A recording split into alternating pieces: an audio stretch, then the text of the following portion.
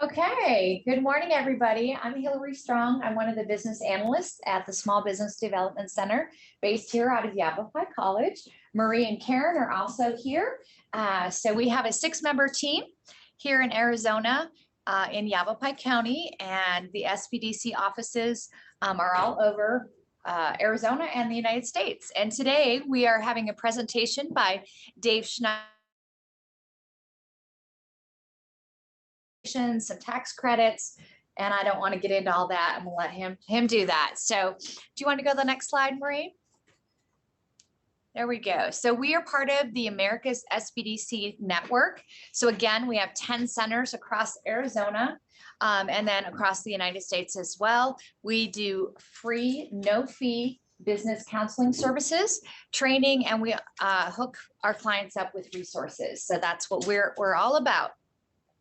We also help with lender readiness, disaster loans, financial reviews, marketing, social media, a lot of people buying and selling, manufacturing, government contracting, business plans. Pretty much, if we don't do it, we're going to hook you up with those that can help your business grow.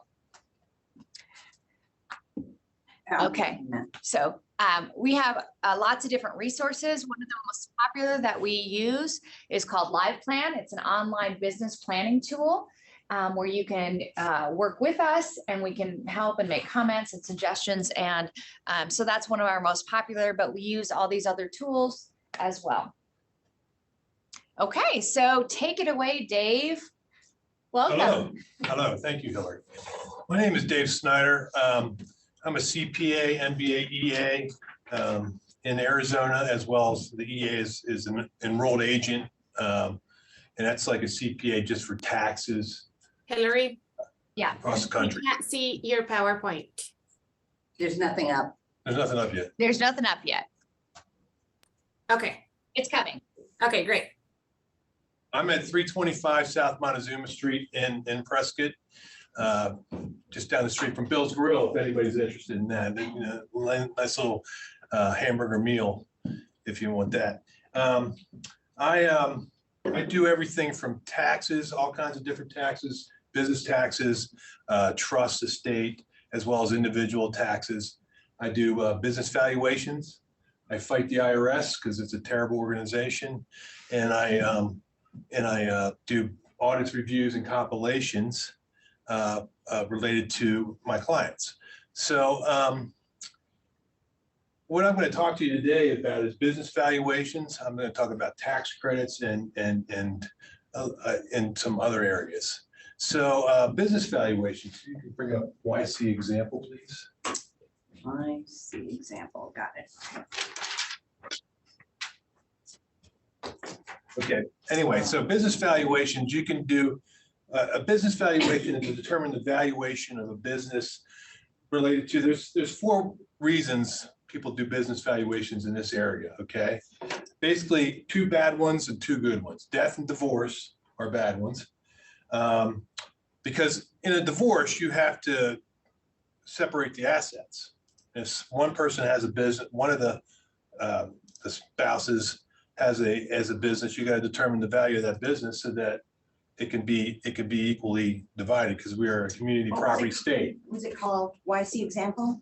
Yeah, YC example. Okay, I found it. Okay. Okay, so there's and then there's 2 good reasons. There's expansion of your business. Like I had some dentists that were bringing in some other dentists, and they wanted to sell a portion of the business to them. They split it in half. So that's one of the valuations I've done. There's a bunch of valuations I've done.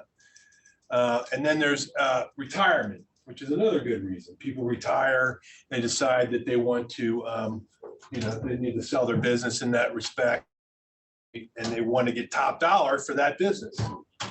So, okay, so, and there's 3 ways of evaluating a business. There's the market-based method, which you can use that. That's mostly comps. That's like a big corporation selling to another big corporation.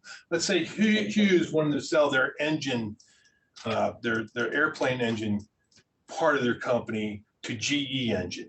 Okay, that would be a bigger valuation. That would be a market valuation. You're talking about EBITDA, earnings before interest, taxes, and depreciation and amortization. You're talking about EBITDA, and you're explaining things that way.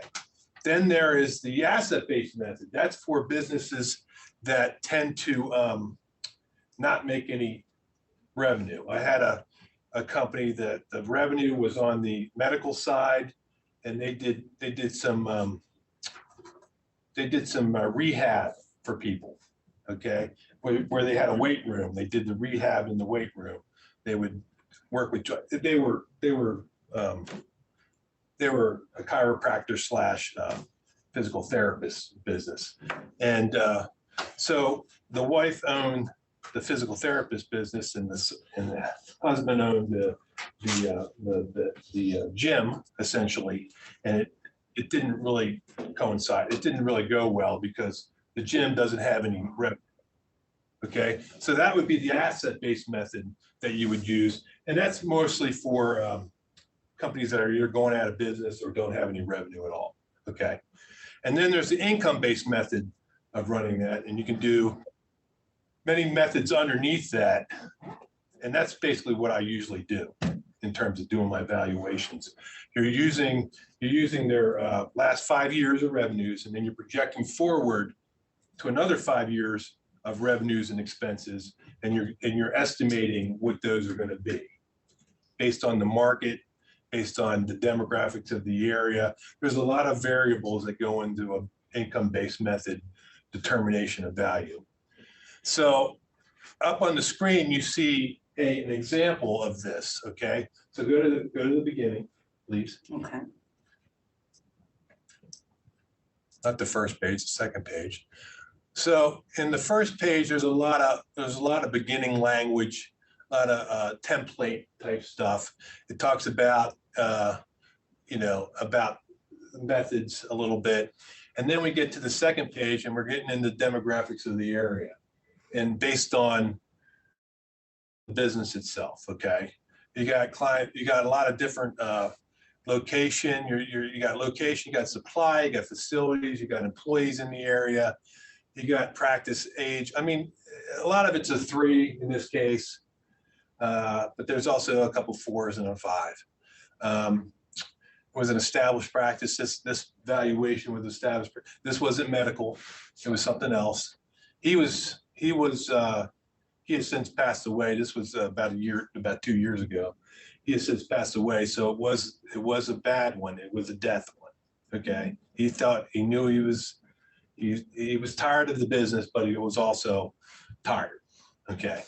So we talk about, the summary, then we get into economic and industry data. So you're going to the U.S. economic outlook down below a little bit. And I get that information from basically our area, which is our area of the country is being based in San Francisco. And I don't necessarily like that, but at the same time, we talk about employment and wages, keep going down, and prices in the area. There was, I guess I probably said, supply chain as well as all the inflation that was going to come. Retail, trade and services, manufacturing, which is very important for this business because they were not manufacturing, but they were the results of the manufacturing. Okay, so agriculture and resource related industry. This really comes from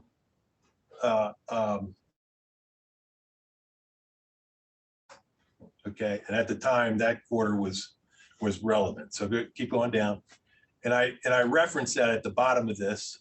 So keep on down further. So Federal Reserve Beige Book, July of 2021. So it was a year and a half ago that this happened. Okay. So then there's a regional outlook, and I get that from one of the colleges in the area. Okay. So we're getting some regional outlook, and I get some more, and then I get down to the Prescott area, the region, the Tri-City area, further down. So I get a lot of this from from I think it might be ASU or Arizona, University of Arizona. Mhm. Yeah, so I get that from there. And that really helps. And then I get some information off the Prescott website and that sort of thing to get the demographics of the area involved in the valuation. So go further down. Okay. Then we get in the industry. I can't really talk about the industry, but it was a pretty big industry. There's some language still in there. I'm sorry. Okay, so keep on going down. Historical financial statements. So we're going to go into the historical financial statement. We're going to talk about professional compensation. The owner of the business deserves to make money off this business, right? So it's not just in wages, but it's also in things called distributions. He happened to be an S corp. You can take distributions out of an S corp as long as you have equity without them being taxed. So that's the benefit of an S corp. But you have to pay yourself in an S corp. So you have to pay wages, and a lot of times you have to pay more than what you distribute to yourself. So it's proper to do that. The IRS really wants you to do that.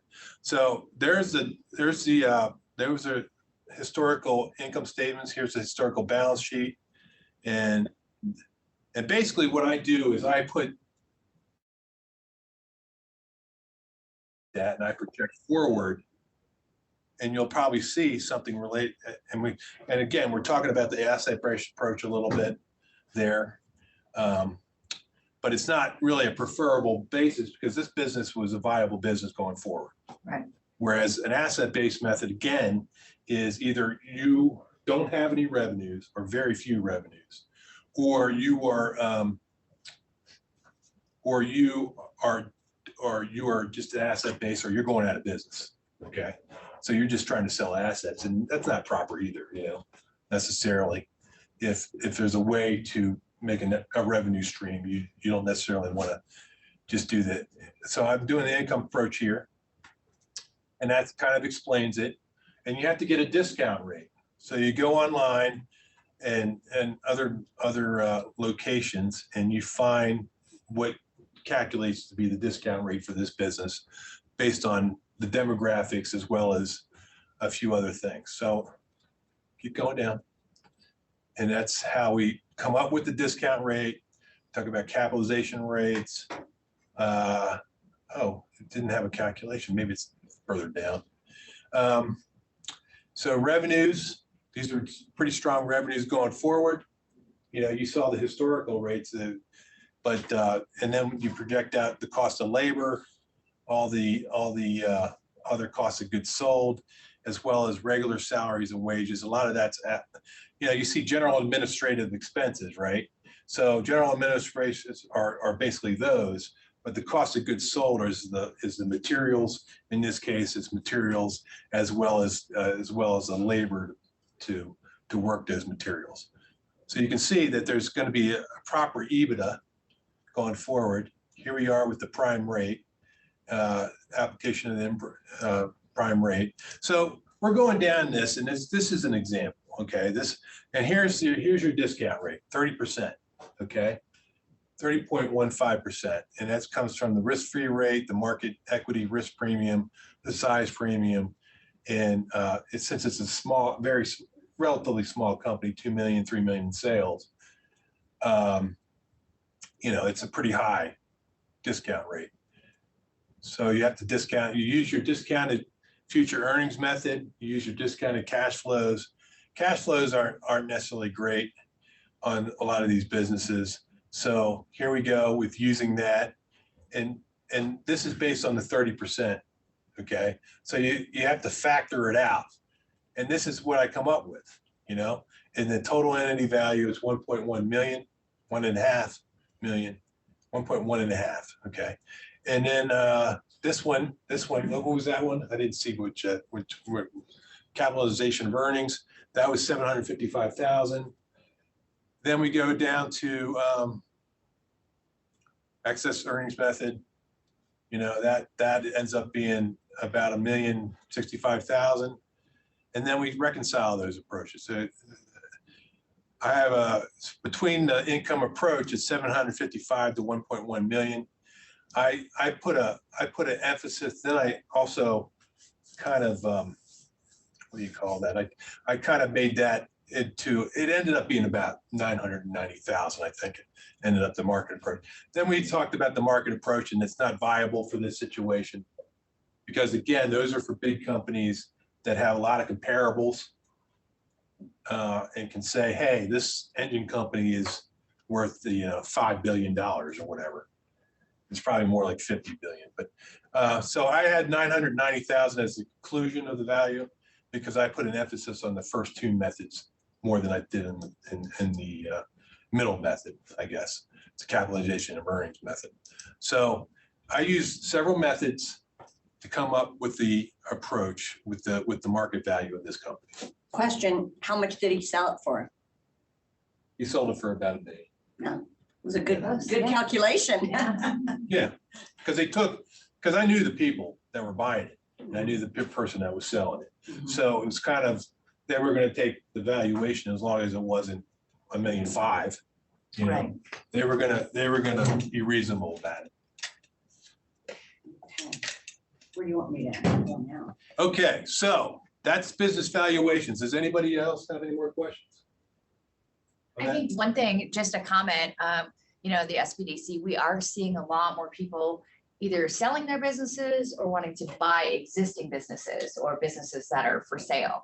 So it Yes. just seems like that is a trend in the last 6 months. It's really picked up, and we're not valuation experts. You are, you know, but that's always the most difficult, is trying to figure out what, you know, what it's worth, Yeah, you know, and then again, you have to find someone who's going to buy it for that.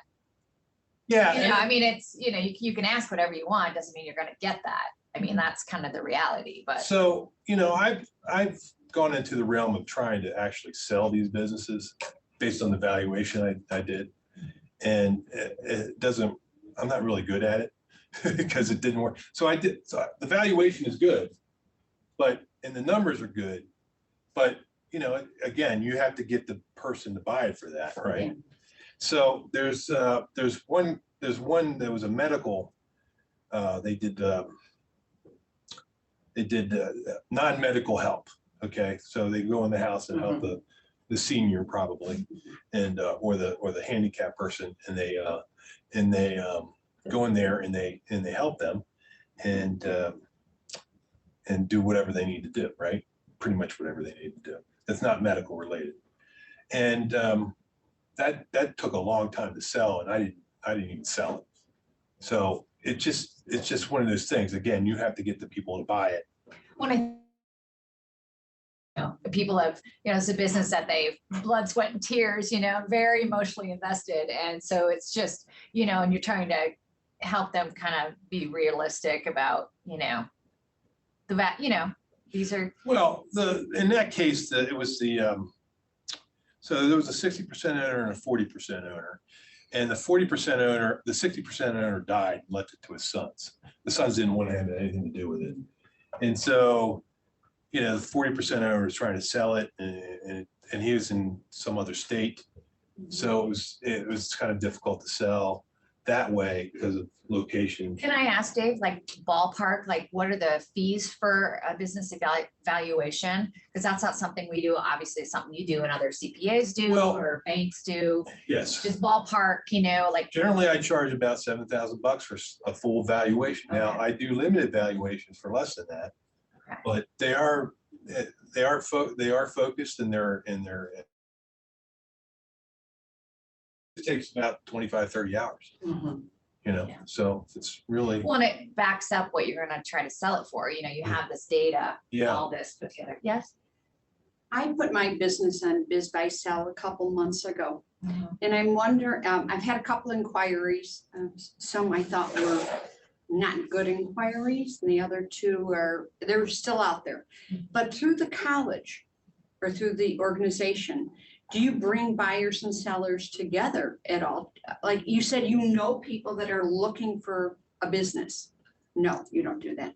Other than Biz Buy Sell, any recommendations on how to find, you know, a potential buyer? No, I mean, Biz Buy Sell is the one that Yeah, that It was we- just- locally, yeah. right? Unless it's word of mouth or through an industry organization, Mhm. which is kind of like what, Right, Or if yeah. we just happen to have a client that wants that, then, Mhm. but we don't, it takes two different analysts, one on one end and one on the other. We stay neutral, but we're not part of the negotiation or anything like that. We just Right. help. I'm just wondering package if it. there's like, if there was a list that I was don't- created that someone who wants to buy a business would look at. Well, some people are less inclined to put that stuff out there Right. because they're, they don't want to decrease the value. Especially, if they're looking for it to be, if it's not a divorce situation, they want it to be high generally, Right. So they're afraid that'll mitigate the price. Mhm. So I understand that. I mean, I understand that there's not much in terms of ways to do that. This one happened to be that this company wanted to be vertically integrated. So it was a piece of. Yeah, there's a lot of businesses on Biz Buy Sell. Go ahead, Marie. We do have a question in the chat. Do these valuations work for very small businesses, like $100,000 in revenue? Or does a valuation not make sense for something that small? Well, yeah, you can do a limited valuation and it's a little less expensive, and then you can move that forward related to, you can do a limited valuation without all the demographics and some of the, all the economic data. I can do something it's not back of the napkin or just sanity check using EBITDA. You're saying 3 times EBITDA or something like that. It's not that simple, but it is less work. So it'd be worth a conversation with you, Yeah, someone it'd be like worth you to say, Yeah. based on this, how Yeah. much, what could you? So which slide would you like me to go on? I have a question. How does what you do compare to what, like if you went to a business broker, a real estate person, and said, I want to sell this business, how is what you do different from what a business broker might do in terms of coming up with a selling price? Well, a lot of them use different methods. They might use, there's a lot of methods under the income approach. I just happen to use those 3 in this one. Again, I'm trying to get, a reasonable valuation.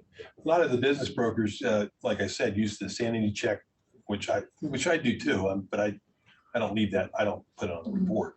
You do a sanity check 3 times even, 2 times even, depending on the industry requirement or the industry standard of that.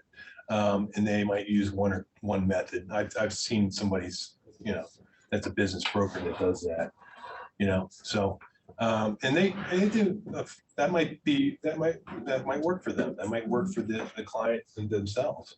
I'm, not sure. Another question?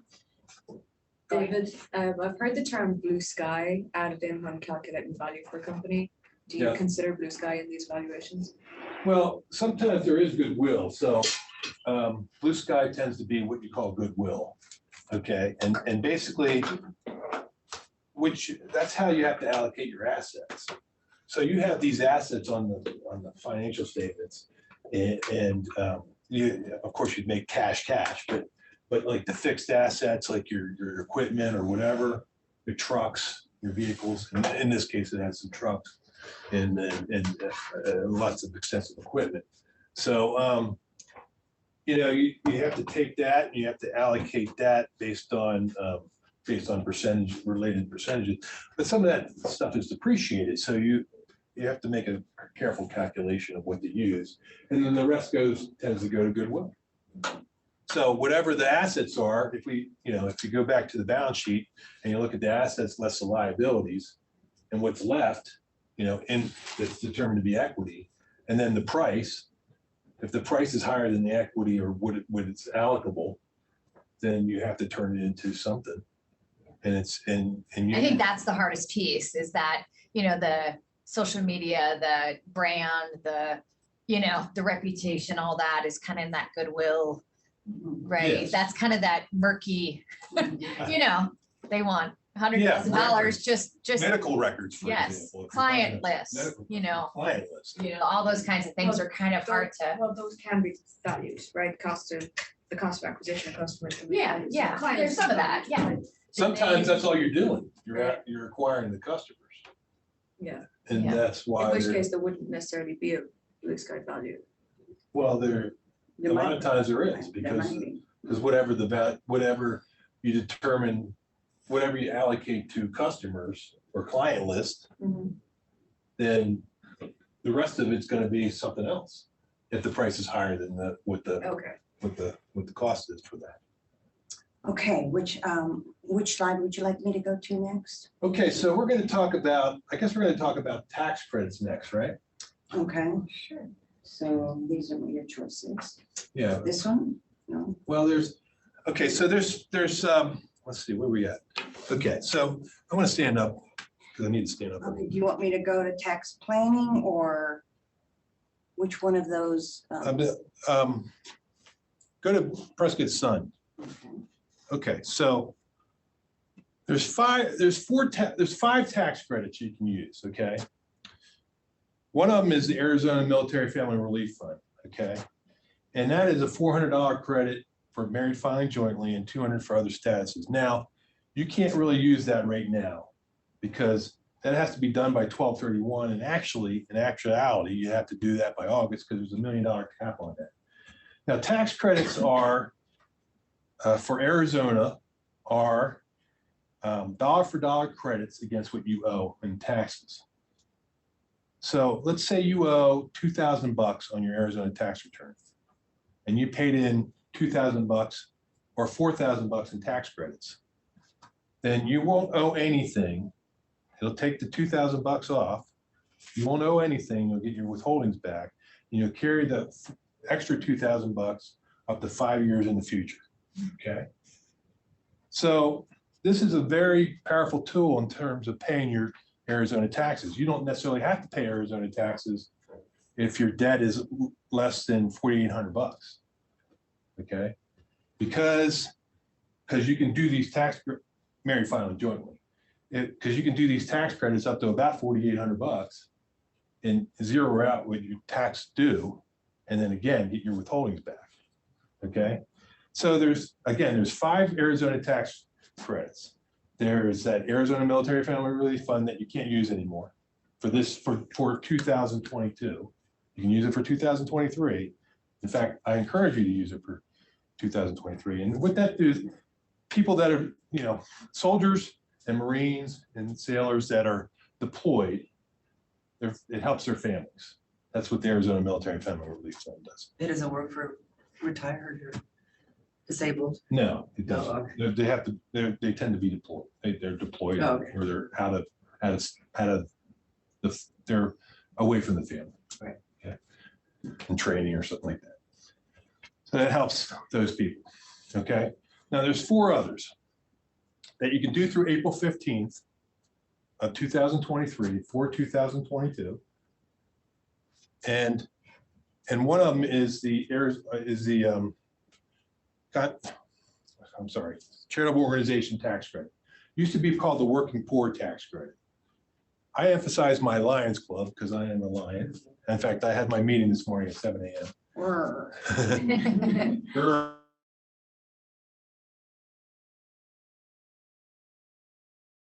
Working poor tax credit.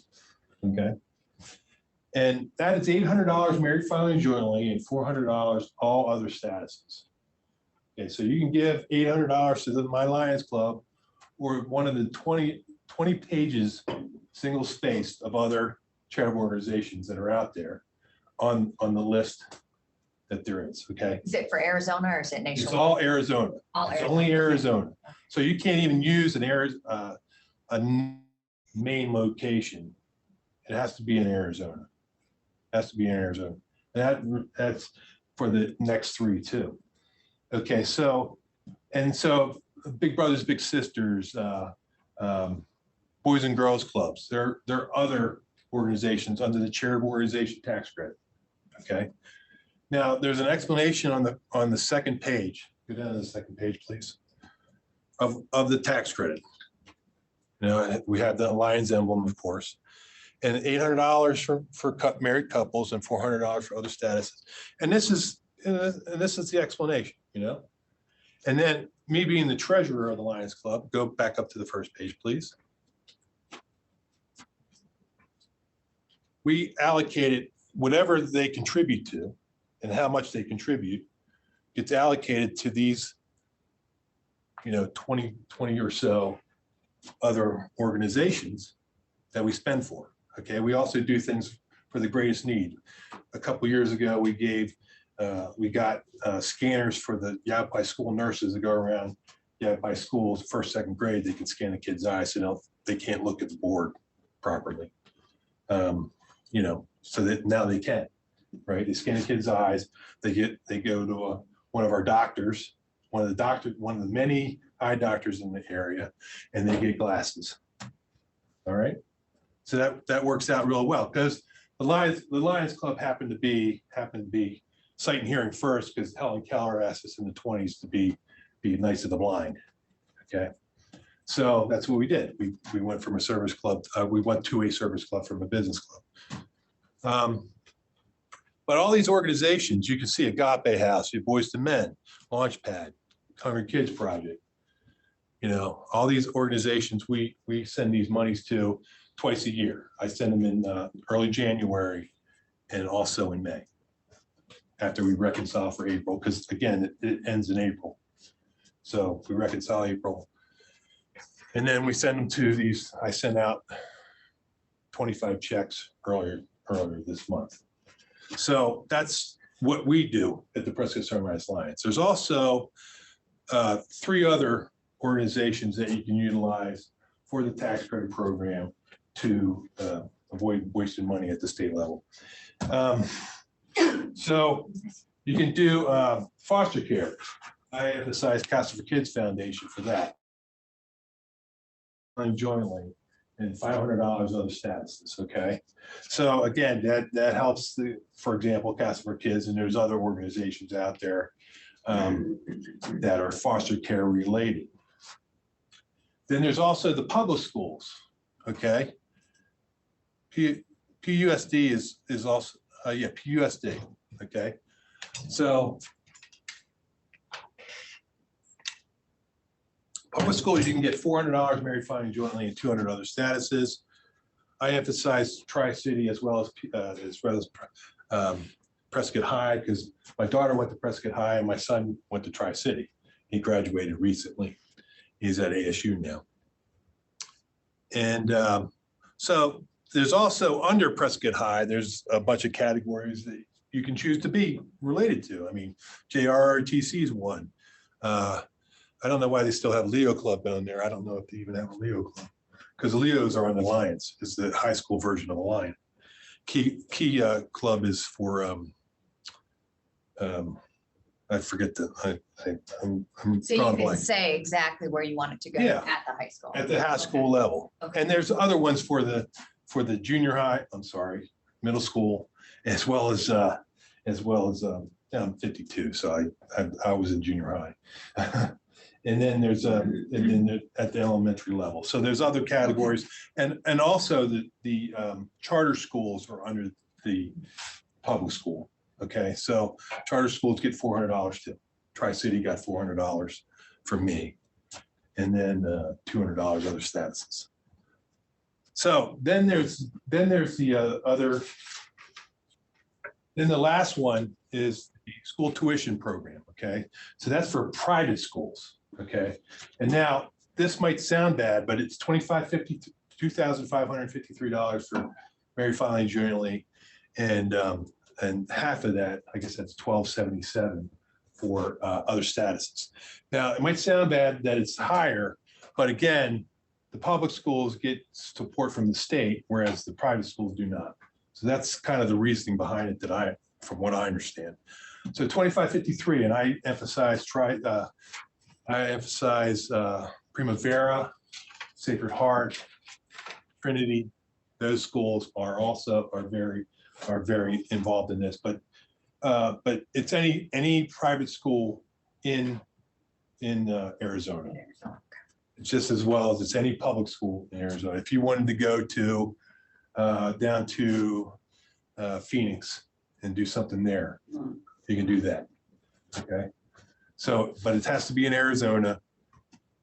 It has to be based in Arizona. So like you saw on my Lions Club that Canine Companions was on there. They're not based in Arizona, but we're able as a foundation to do, as long as we do 51% in the area, we're fine. But we do probably 95% in the area. So it's not an error, not an issue, not even an issue.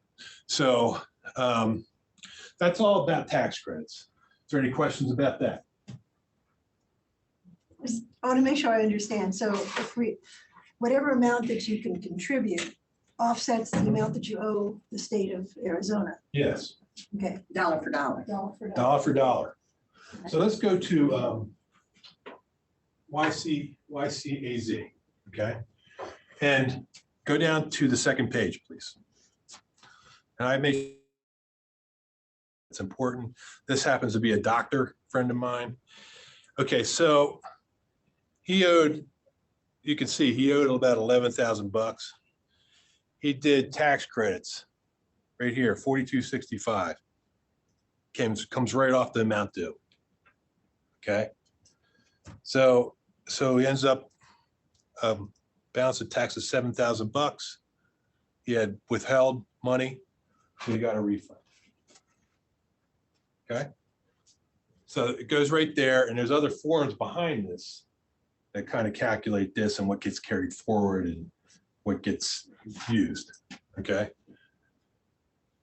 So he got a refund because he had the tax credits in place, and you know, they're generous guys. He's a generous person anyway, so gives a lot to the church. So you can let's go to anybody else have tax credit questions? I do. Can you do multiples, or do you have to just choose one? You can do all four. contribute to all of them if you're Before April if you're 15th. owing that much. Yeah, Okay. I'm gonna have to do that for mine because, you know, you only get 800 bucks, you only get 1,000 bucks. You know, so if I owe a couple thousand, Right, 2,500 bucks, you have to use 2 or 3 of them. right. Because I mean, me personally, I'd rather be contributing to these local Arizona things than to just going. Well, that's exactly right. So instead of sending money to Phoenix so they can waste it however they want to waste it, we utilize these tax credits to avoid wasting money down there because they just, I wish this was a federal tax credit, you know? There is a question in the chat about some confusion regarding $4,000 in tax credit when you're saying 400 or 800 max, but I think you answered it because it's more than one different charity. Yeah, you use all the charities. Yeah. And it's about 4,800 bucks if you use them all. 2,553, 1,000 bucks, 800 and 400 is probably even So a little you bit more. utilize number 2 through 5, basically, the 4 types. Yeah. It's total of those that comes up to that 4, whatever. And again, you can pay this instead of the state. And also you can pay it through April 15th. Or tax year 22. For tax year 22, for those last 4. Now, the first one, again, actually has to be done by August. I sent it myself to there a couple years ago, and it was in August, and it came back to me because they had reached their cap of $1 million. The rest of them don't have any caps too. So. Okay, where do you want me to go next? Go to family business. All right. Family business. Okay.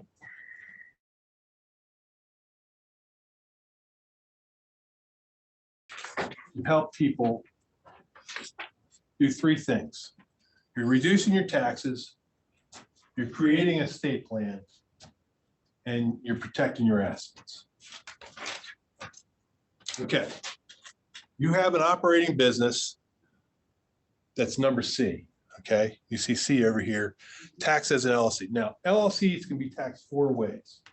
It can be a disregarded entity, which is a Schedule C on your personal return. It can be an S Corp, a C Corp, or a partnership. If you don't have a partner, then you can't have a partnership. Most of this stuff, you don't want to be a C Corp, okay, an LLC. Because if you own property, like real estate, you don't want that to be in a C Corp. You want that, rather you want that to be in a partnership, because that has apparently, and I'm not a legal expert here, but it apparently has protections in place for property in a partnership that are natural to a partnership. Okay, so you have an S Corp as your operating company. That company that we looked at as business valuation was an S Corp. Okay. Tax as an LLC, S Corp, okay? S Corp. An S Corp is favorable to people in a lot of ways because you can take distributions, as long as you have equity in the firm, you can take distributions and they're not taxable. So you can, if you have $20,000 in equity in the firm, meaning capital in place and net income of 20,000 bucks combined, then you can take $20,000 in distributions and won't be taxable. If you took 21, the $1,000 would be taxable, but the 20,000 would not. Taxed at what level? Income or? Whatever your rate is, it could, Income, the S Corps flow through to you personally. okay, so it's. So it's your personal, whatever your personal rate is. So S Corps and partnerships are pass-through companies. They pass through to the personal, you know, the owners of the company, okay? C Corps are not, okay? They're taxed at the entity level. That's why they can be taxed. They can be double taxed. They can be double taxed at the entity level as well as with dividends. So their distributions are not distributions, dividends, draws are not non-taxable. They are taxable. Okay. So that's why we do this kind of structure. So the S Corp is the operating company. That's supposed to, that again flows through to your personal. Okay. But it's an operating company. It does your main business. Okay. What you do is you set up a C Corp, an LLC taxed as a C Corp, as a management company. Okay. Owned by your spouse. Okay. And what that does is that that can do a lot of things in this management company. Okay. So the S Corp pays a fee through accountable plan. It's called a management fee to the C Corp. Now the C Corp is normally a 630 year end, whereas the S Corp is a calendar year end. So you can see that for the next 6 months, you can do expenses, payroll, all kinds of different expenses through the C Corp to bring down this amount. So you're trying to reduce your taxes, okay? So as an S Corp owner, they're trying to raise that. You can pay taxes at 37% on the federal. On a C Corp, you can do it's 21%. They changed it. There were three brackets back in 2018. Before 18, there was 15, 25, and 35%. Now it's 21%. And I thought I'm an anti-tax guy because it's wasted too much. So the S Corp pays management fees, and that's an expense to the S Corp, to the management company. And you have basically 6 months to reduce those management fees to nothing, so you're not paying any taxes on it, okay? So the spouse gets a salary. You can do all kinds of other expenses. We'll go to second page in a little bit, and then I'll show you all those expenses to get this down to nothing. And then you have an expense on your business. This is income. It becomes income on the C Corp, but on the S Corp, it's an expense on the business. So less flows through you personally. Okay, so you can see how that reduces your personal taxes, and it could potentially help you have very little tax in terms of the C Corp, because you have 6 months essentially to eliminate the monies that you send over here and utilize.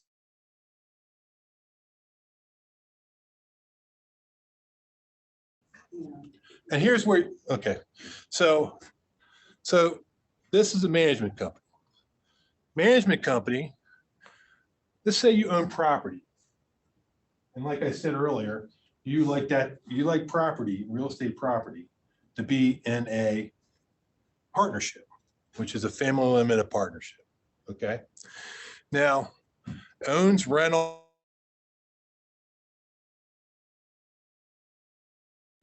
Because the C Corp is a 1% general partner in the family limited partnership. And then you have a trust that you set up with your spouse that owns the FLP, the family limited partnership, 99% as a limited partner. So you have property in here and you have a slip and fall that goes beyond insurance. Somebody slips on your property and they sue you. They can only go back after the 1% general partner. No one's going to do that. There's no cost benefit to doing that. All right. That's protecting your asset. Okay. Structurally. Okay. Now, there's a lot of reasons for separating this stuff. And it's because of the litigious society that we have is one of them. Okay. So the trust doesn't become active until one of the persons dies. So you're creating an estate plan too. Okay. You have a trust. Everything sort of flows into the trust when one of the spouses dies, and you have a trust in place, so it's already set up. So there's no probate on assets like that are related to the trust. Okay. Now, could a partner be a non-spouse? Like a child and you? Well, you can make a trust with just about anybody, I think. Okay. I'm pretty sure. I mean, I'm not a legal expert, so, but the structure really helps people in terms of that. So what I'm saying is this reduces your taxes, protects your assets, and creates an estate plan. Okay. So it protects your assets that way. You also have a management company. Say they did go after the management company. You get rid of the management company, you bring up another one. All right. So this is trying to avoid the litigious society. This is trying to, it's protecting your assets. You created your own little empire.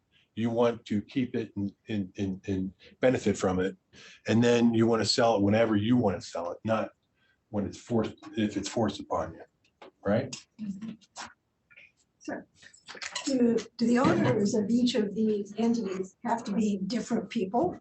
Or could I be the owner of the business and the owner of the management company and the owner of the family limited? That's an excellent question. Now, it tends to be, it's better if the spouse owns the management company because you can't manage yourself. Okay, because this is a management company and really structurally, it's supposed to manage this, even though it really doesn't. These are legal means of reducing your taxes and creating a structure that benefits your family. That's why it's called a family business ownership structure. So you're right to ask that question. It's better if the spouse owns it or somebody else other than the owner of this business at the S Corp level. Now, again, the trust owns the FLP 99% as a limited partner and doesn't even become active until one of the spouses dies. And then the C Corp owns it as a general partner 1% because there has to be a general partner in a partnership. Now, some people do this a little differently. Some people have the trust, but they might have 0.5% for the two spouses owning the management company. Or I had a management company, but didn't have an FLP, And again, I forgot an important part.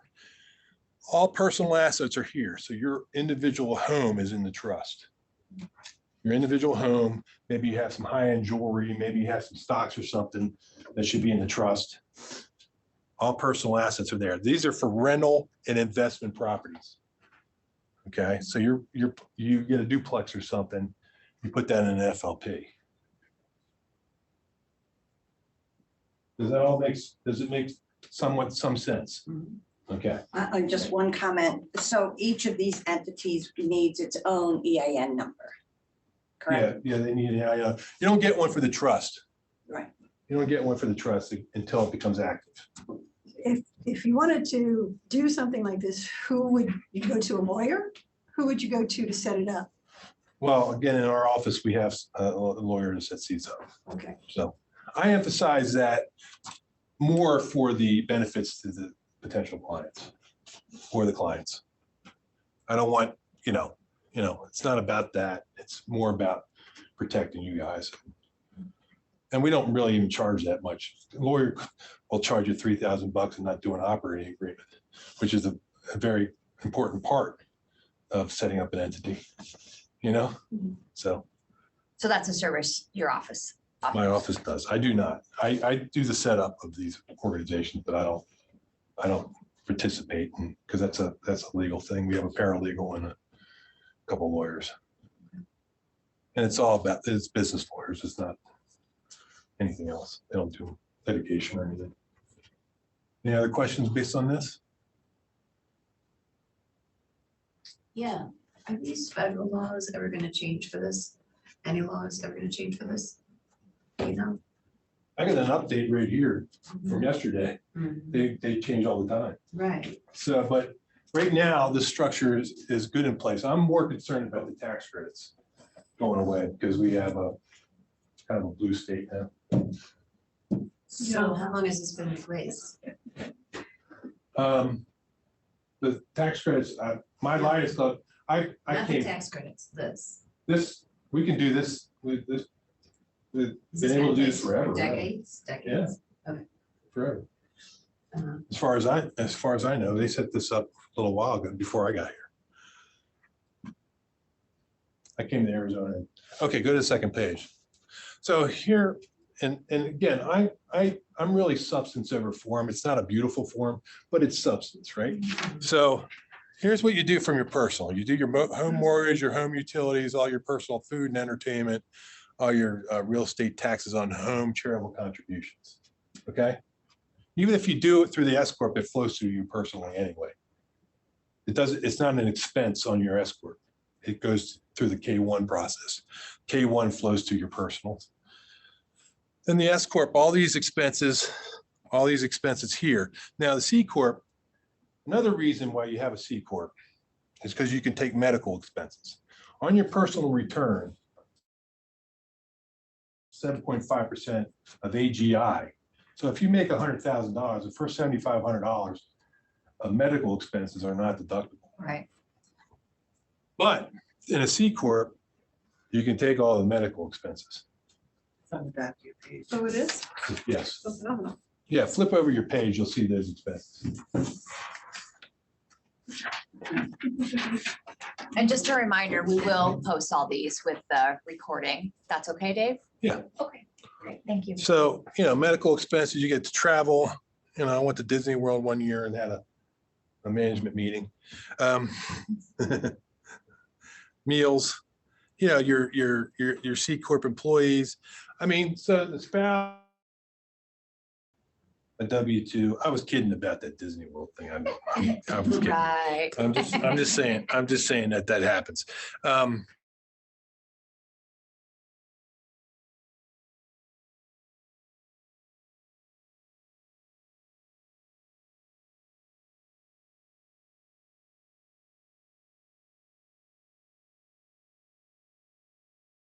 But it's a family partnership. Anyway, so all your education expenses. I'm sorry, I touched it. Okay. Then a bunch of other expenses. This is what you take from the C Corp. This is what you take from the S Corp. This is what you take from the FLP, which protects your assets.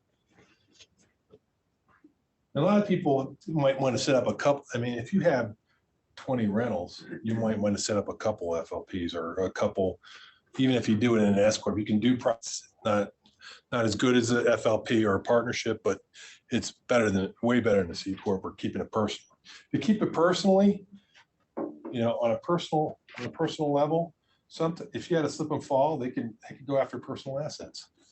So that's why you set this stuff up in a way that protects your assets and you. Maybe not so much a slip and fall, but something like fraudulent, something like that. But, this is a litigious society, and we try to protect the assets through these means. Okay, so you have expenses that you can utilize in each company to bring your net income down as far as possible, so you're not wasting money on government.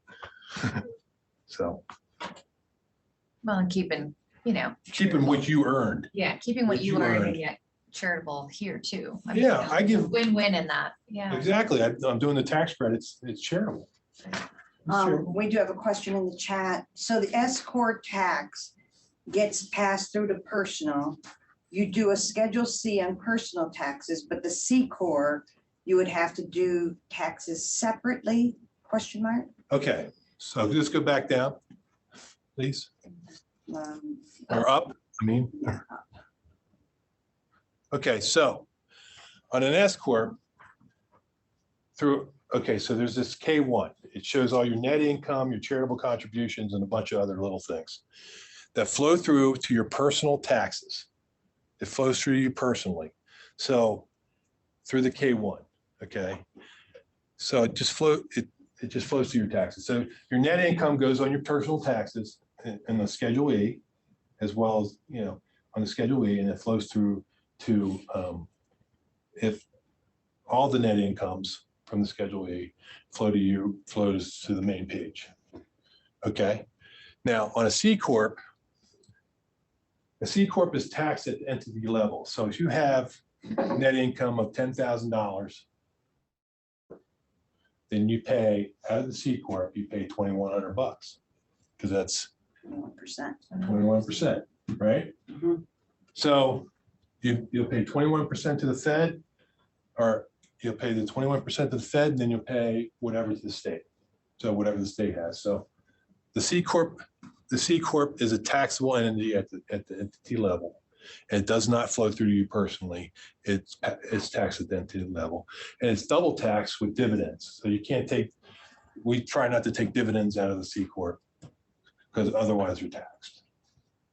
They flow to you. They flow to the dividend receipt. It's just like on an investment form. Yeah. Those are dividends. To clarify, David, the corporation doesn't pay tax on the dividends, the individual recipient pays capital gains tax on the dividends. Yes. So. Okay, so with an S Corp, it's all considered your personal, so whether you have, but then you also have money in a savings account for your business. Does the money in that sitting in that savings account and checking account, is that taxed as your personal income? If you have money in it, it's just whatever your net income is. It's not the cash. Okay, So a lot of people do make that connection, and they think the cash is your net income, but it's only your net income. It's off your P&L, off your profit and loss, as opposed to Income after expenses. yes, net income after expenses. Is that the same as Schedule C? Well, yeah, if you do a Schedule C, but again, if you're on a Schedule C, you're risking losing personal assets. Right, so it's if not the you- same as Schedule C. The one you just talked about, the P&L. Well, you can put an income statement on a Schedule C. You can put, I'm sorry, a profit and loss. I use the old terminology a little bit sometimes. Okay, so it's the same thing. Yeah. Okay.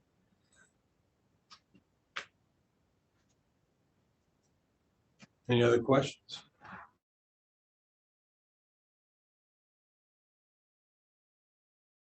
Yeah, and sometimes things like distributions go on as expenses on certain people's books, and it's just wrong, or they do something else that just it shouldn't be there. So it's a classification, maybe in QuickBooks or whatever you use, to reclassify that into something better. So where it should go, distribution, for example, should be.